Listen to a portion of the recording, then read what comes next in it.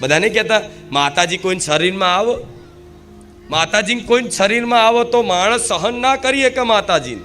તો હું માતા એવું કહું છું કે સાચી વાત છે.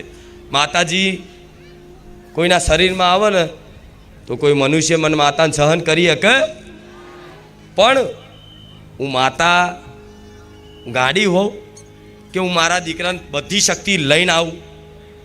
ના, એ અમુક અંશ લઈને ઉતરું.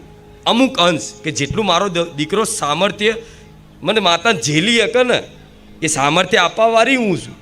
એટલું જ પ્રકાશ લઈને હું ઉતરું. હું બધું તેજ લઈને ઉતરું ને તો માણસ હાચુકલો ભસ્મ થઈ જાય. સાચી વાત છે, ખોટી વાત નથી, આ સાચી વાત છે. તો ખાલી એક અંશ છે. અંશ મતલબ શક્તિ. એ શક્તિ મારા દીકરાની ભક્તિથી હૃદયમાં વિદ્યામાન થઈ અને વિદ્યામાન થવાથી આટલી બધી મહિમા રચાઈ દેતી હોવ તો હું આ મેરડી તો પૂરેપૂરી એટલી મોટી છું કે મને માતાને તમે આ જીવન નહીં જેટલાય જન્મો કાઢ નાખો ને તોય મને મેરડીને ઓળખી શકો ના? ઓળખી શકો ના? ઓળખી શકો? દુનિયાના ટેકનોલોજીનો જમાનો હોય ને દુનિયાના મોટા મોટા વૈજ્ઞાનિકો લાવો, મોટા મોટા વિદ્વાનો લાવો, મોટા મોટા જ્ઞાનીઓ લાવો, બધાને લાઈન બેહાડો ને તો મને મેરડીને ક્યારે ઓળખી શકો? એ જ મને ઓળખી શકે જેને હું ઓળખ આપવા માગું છું.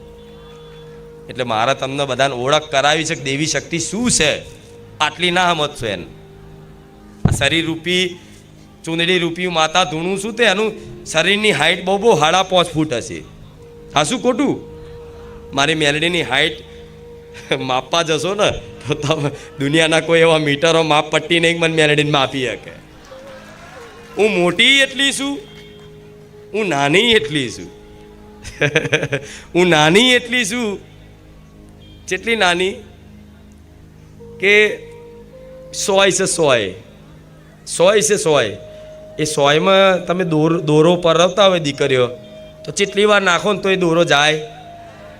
જેટલી આમ ઝીણું કરીને જોવું પડે, બરાબર? તોય માંડ મતલબ તમે એ 100માં દોરો પરવી શકો, બરાબર? એ 100 જેટલા છેદમાં હું મેલડી નીકળી જાઉં. હું એ માતા છું.